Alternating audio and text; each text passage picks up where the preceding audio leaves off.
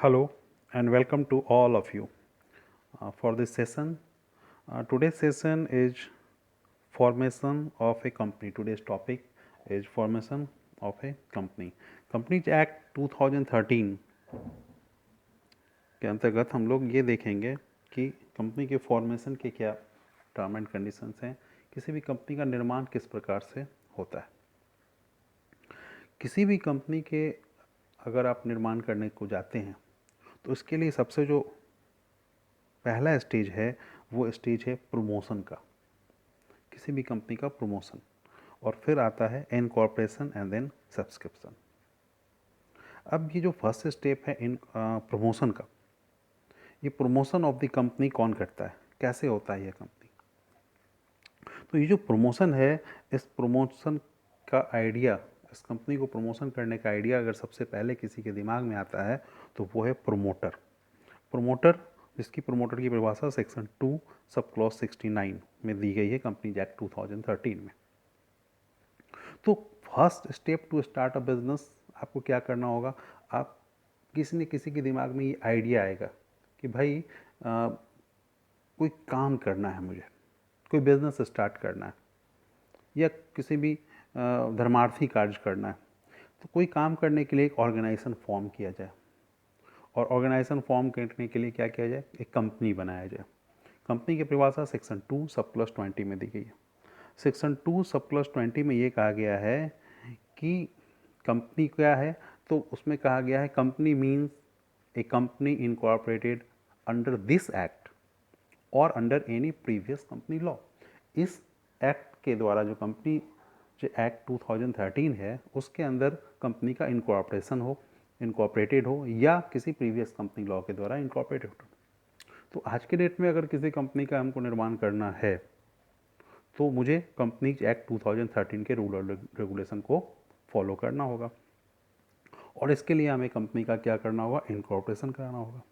Company क्या होता है, कंपनी एक आर्टिफिशियल पर्सन होता है, एक अलग उसका लीगल पर्सनालिटी होता है, और उसका अगर मुझे क्रिएशन करना है, उसका इनकॉर्पोरेशन कराना है, तो वो जो लॉ है सेक्शन 220 में जो कंपनी की परिभाषा दी गई है उसके अनुसार अगर कंपनी को फॉर्म करना है तो हमें लॉ फॉलो करने होंगे।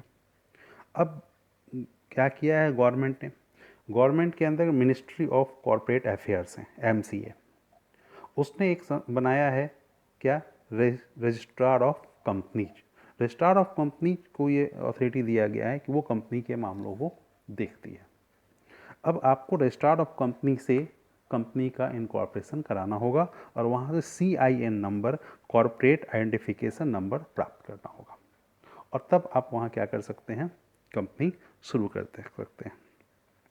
तो किसी भी कंपनी को स्टार्ट करने से पहले pre incorporation stage, pre incorporation stage में क्या होता है, एक आइडिया आता है। ये आइडिया किसके दिमाग में आता है, प्रोमोटर के दिमाग में आता है कि भाई एक काम किया जाए और उस काम के लिए कंपनी फॉर्म किया जाए, टू फॉर्म ए ऑर्गेनाइजेशन।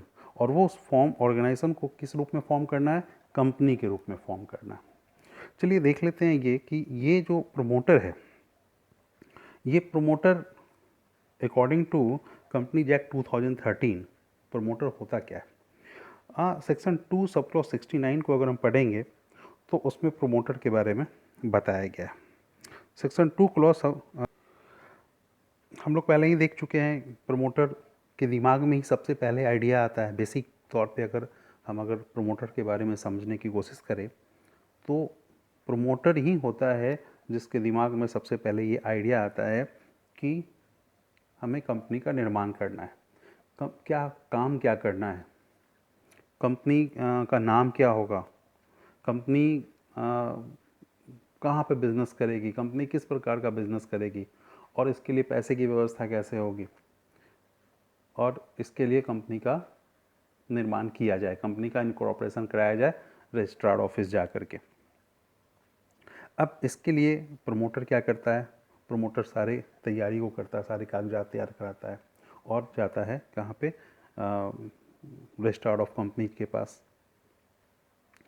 अब ये तो मोटे तौर पे बात होगी, लेकिन अगर हम सेक्शन 269 को पढ़ें कंपनीज एक्ट 2013 के, तो वहाँ पे जो वर्ड लिखता है वो लिखता है प्रमोटर मीन्स अ पर्सन एक who has been named as such in a prospectus or is identified by the company in the annual return referred to in section 92।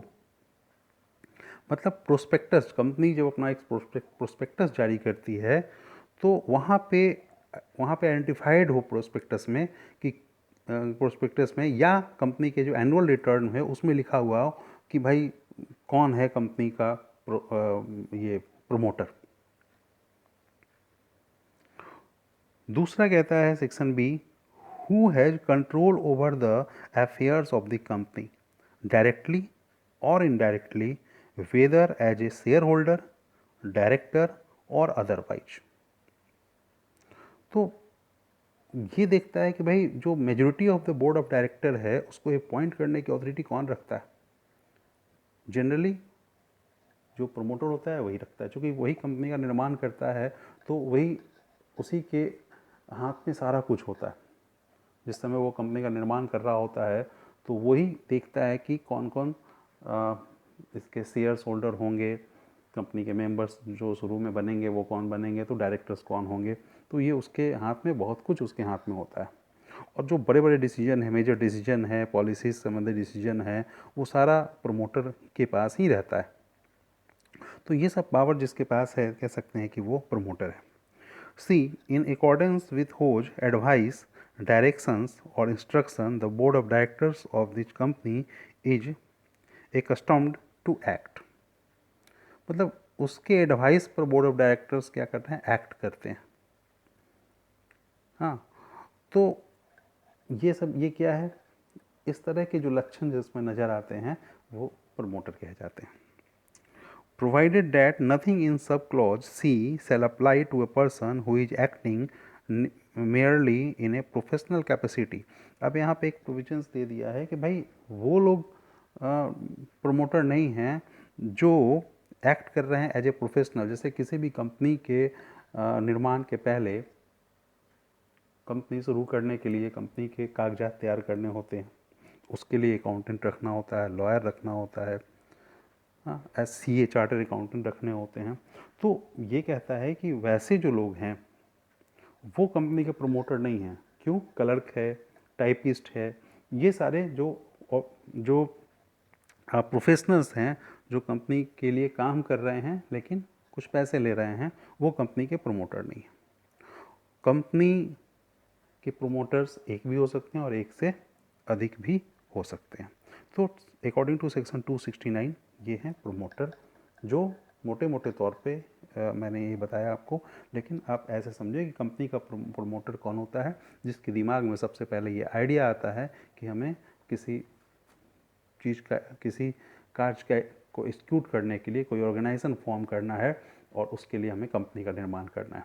और कंपनी का निर्माण करने के लिए जो आवश्यक आवश्यकताएं हैं उनको पूरा करने का कार्य शुरू करता है और कंपनी का रजिस्ट्रेशन करवाता है।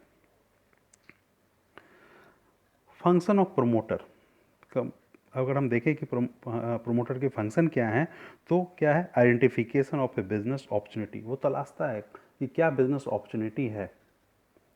नेम अप्रूवल, वो नाम अप्रूव कराता है कि वो जो कंपनी इनकॉर्पोरेट कराएगा उसका क्या नाम होगा, और उस नाम का अप्रूवल लेना पड़ता है कहाँ से, ROC से, रजिस्ट्रार ऑफ कंपनी से। Subscriber of MOA, memorandum of association का सब्सक्राइबर होता है, वो उसको तैयार करवाता है। मेमोरेंडम ऑफ एसोसिएशन को हम लोग अलग से देखेंगे कि मेमोरेंडम ऑफ एसोसिएशन होता क्या है। मेमोरेंडम ऑफ एसोसिएशन के बारे में अगर बात करें तो मेमोरेंडम ऑफ एसोसिएशन अपने आप में एक किसी भी कंपनी का कह सकते हैं कॉन्स्टिट्यूशन ऑफ द कंपनी है। कंपनी क्या काम करेगी, कंपनी का नाम क्या होगा, कंपनी के कैपिटल क्या होंगे, कंपनी का स्थान कहाँ होगा, ये सारे चीज़ कंपनी के उद्देश्य क्या होंगे, ऑब्जेक्टिव क्लॉज क्या होंगे, ये सारा क्या कहाँ होता है, कंपनी के MOA में लिखा हुआ होता है। अपॉइंटमेंट ऑफ प्रोफेशनल्स, ये प्रमोटर का काम होता है। जो चार्टर अकाउंटेंट हैं, लॉयर है, बैंकर्स हैं, इन सब या क्लर्क हैं, इन सब लोगों का अपॉइंटमेंट कौन करता है, वो प्रोफेशनल के अपॉइंटमेंट कौन करता है, ये प्रमोटर ही करता है। And preparation of documents, company के रजिस्ट्रेशन के लिए आवश्यक जितने भी डॉक्यूमेंट्स हैं जैसे MOA, AOA वगैरह, प्रोस्पेक्टस, ये सारे तैयार करवाता है कौन? प्रमोटर। अब दूसरा स्टेज आता है कंपनी का इनकॉर्पोरेशन का। कंपनी के इनकॉर्पोरेशन के स्टेज में क्या होता है? अब एक बार कंपनी के कागज़ तैयार हो गए। कंपनी के जब कागज़ तैयार हो गए तो हमारा दूसरा स्टेज आता है कंपनी को ROC, registrar of the company के पास जा कर के इसका रजिस्ट्रेशन कराना। तो इसके लिए प्रमोटर क्या करता है? प्रमोटर वो MOA जो मेमोरेंडम ऑफ एसोसिएशन उसने तैयार किया है, और जितने भी कागजात हैं वो कागजात लेकर के किसके पास जाता है? वो रजिस्ट्रार ऑफ द कंपनी के पास जाता है और उनको आवेदन देता है कंपनी के इनकॉर्पोरेशन के लिए, और जो भी फ़ी हैं उस फ़ी की व्यवस्था करता है, वो फ़ी देता है, सारे डॉक्यूमेंट्स देता है। डॉक्यूमेंट्स क्या हैं? वो जितने भी डॉक्यूमेंट्स हैं उस डॉक्यूमेंट्स में जो MOA है कंपनी के, MOA में ही मुख्य डॉक्यूमेंट्स कंपनी का MOA होता है, जिसमें कंपनी का नाम होता है, कंपनी का रजिस्टर्ड ऑफिस कहाँ पे होगा वो होता है, कंपनी के ऑब्जेक्ट क्या होंगे, कंपनी के लायबिलिटी क्या होंगे, ये सारी चीज़ें कहाँ पे है? ये सारी चीज़ें MOA में है। उस MOA में ही अकॉर्डिंग टू द, अब जो कंपनी है, कंपनी का निर्माण कराना है, तो जो प्रमोटर है इसका काम होता है कि कंपनी कौन सी कंपनी वो बनाना चाहता है। कंपनी जनरली प्राइवेट कंपनी होती है या पब्लिक कंपनी है, या अब एक नए प्रोविजंस आ गए हैं OPC 1 पर्सन कंपनी, जहाँ पे एक मेंबर्स और एक नॉमिनी होते हैं उसके साथ साथ, और प्राइवेट कंपनी के लिए कम से कम 2 मेंबर चाहिए होते हैं, और पब्लिक कंपनी के लिए मिनिमम 7 लोग चाहिए होते हैं। तो ये जो मेंबर्स हैं, इसको तैयार कौन करता है, इसको लाता कौन है? तो ये प्रमोटर लाता है। इन सब लोगों को ले करके उनके नाम मेमोरेंडम ऑफ एसोसिएशन में डालना होता है, और वो सारे कागजात तैयार करके वो कहाँ जाता है? आवेदन देता है किसके पास? रजिस्ट्रार ऑफ कंपनी के पास, और वहाँ से नेम अप्रूव कराता है। नेम अप्रूवल होने के बाद कंपनी को एक बाकी सारे कागजात वगैरह देखने के बाद एक प्रक्रिया है, उस प्रक्रिया से गुजरने के बाद कंपनी को एक कॉर्पोरेट आइडेंटिफिकेशन नंबर मिलता है, और तब कंपनी का निर्माण होता है। जब कंपनी को ये मिल जाता है corporate identification number, certificate of the incorporation, तो सर्टिफिकेट ऑफ इनकॉर्पोरेशन के बाद कंपनी अपना काम शुरू करती है। जनरली जो प्राइवेट कंपनी है वो इनकॉर्पोरेशन के बाद अपना बिजनेस शुरू कर लेती है, लेकिन जो पब्लिक कंपनी है, पब्लिक कंपनी को भी अगर फंड रेज करना है, कंपनी को सब्सक्रिप्शन चाहिए, तो कैपिटल सब्सक्रिप्शन के लिए कंपनी क्या करती है? कंपनी सेबी का अप्रूवल लेना ज़रूरी होता है, तभी फिर कंपनी काम शुरू कर सकती है। तो उसके लिए सेबी अप्रूवल ज़रूरी होता है। सेबी मतलब securities and exchange board of India. India में सेबी जो है वो उसका ये काम है, वो एक रेगुलेटरी बॉडी है जो कंट्रोल करती है कैपिटल मार्केट को इंडिया के, और प्रोटेक्ट करती है जो इन्वेस्टर्स होते हैं उनके इंटरेस्ट को। तो उसके इंटरेस्ट को प्रोटेक्ट करने के लिए एक संस्था है जो है सेबी। अब कैपिटल सब्सक्रिप्शन स्टेज में क्या होता है?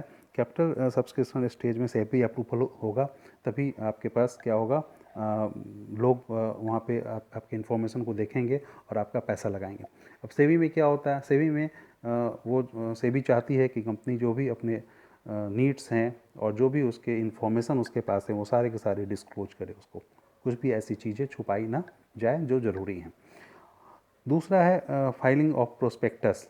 अब कंपनी प्रोस्पेक्टस जारी करती है ROC के पास, रजिस्ट्रार ऑफ कंपनी के पास। क्यों प्रोस्पेक्टस जारी करती है? क्योंकि प्रोस्पेक्टस जारी करेंगे तभी तो लोग उस प्रोस्पेक्टस को देखेंगे, और फिर उस देखने के बारे में वो जानेंगे कि ये कंपनी काम क्या कर रही है, जिसमें कंपनी के बारे में लिखा हुआ होता है। कंपनी क्या काम करती है, कंपनी के उद्देश्य क्या हैं, कंपनी कैसे काम करेगी, कंपनी के आगे की क्या रणनीतियाँ हैं। तो उसको देख करके कोई भी व्यक्ति, इन्वेस्टर जो है, उसके दिमाग में ये आता है कि मुझे इस कंपनी में पैसा लगाना चाहिए या नहीं लगाना चाहिए। हाँ, investors makes their mind to invest in company on the basis of prospectus.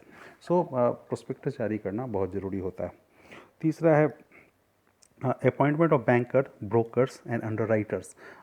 Banker, brokers and underwriters ETC इन लोगों को अपॉइंट करता है। क्यों अपॉइंट करता है? बैंकर्स चूँकि वो डिपॉजिट रिसीव करने के लिए, ब्रोकर्स जाइए, शेयर जो होंगे उसको बेचने के लिए ब्रोकर्स की ज़रूरत है। और अंडर राइटर्स कौन होते हैं? अंडर राइटर्स वो होता है जो हम कह सकते हैं कि वो कहता है कि सारे शेयर मुझे आप एक साथ दे दो। जब कभी किसी नई कंपनी आती है और उनको ऐसा लगता है कि पता नहीं उनके शेयर बिकेंगे या नहीं बिकेंगे, तो वैसे में वो एक अंडर राइटर को सारी कंपनी वो क्या करता है, अंडर राइटर को सारे शेयर दे देता है। अंडर राइटर थोड़ी ज़्यादा कमीशन लेता है, लेकिन वो ये गारंटी लेता है कि वो सारे शेयर बेच देगा। अगर वो नहीं बेच पाएगा तो स्वयं खरीद लेगा, इस तरह की गारंटी वो लेता है। तो इस तरह के अंडर राइटर्स के काम आते हैं। एंड अलॉटमेंट ऑफ शेयर, इस प्रकार से शेयर का भी अलॉटमेंट होता है। जैसे अगर इसके रूल्स ये हैं अकॉर्डिंग टू कंपनीज एक्ट कि कम से कम 90% शेयर जो हैं वो पब्लिक को सब्सक्राइब होने चाहिए, अदरवाइज कंपनी उससे कम शेयर सब्सक्राइब कर पाई तो फिर वो क्या होंगे, अलॉटमेंट नहीं होगा। जैसे मान लीजिए कि अगर कंपनी के 1 लाख शेयर इशू करते हैं तो 90% शेयर, हाँ मतलब 90,000 शेयर उसके बिकने चाहिए, मतलब 89% ही अगर खरीदे गए तो फिर शेयर अलॉट, बाकी के नहीं होंगे, पैसा वापस हमको करना पड़ेगा। तो इस प्रकार से ये सब्सक्रिप्शंस होते हैं। तो इस प्रकार से कंपनी काम करती है और इसको काम करने के बाद कंपनी क्या है, कंपनी अपना बिजनेस यहाँ से कमेंसमेंट ऑफ बिजनेस शुरू कर देती है, स्टार्ट कर देती है।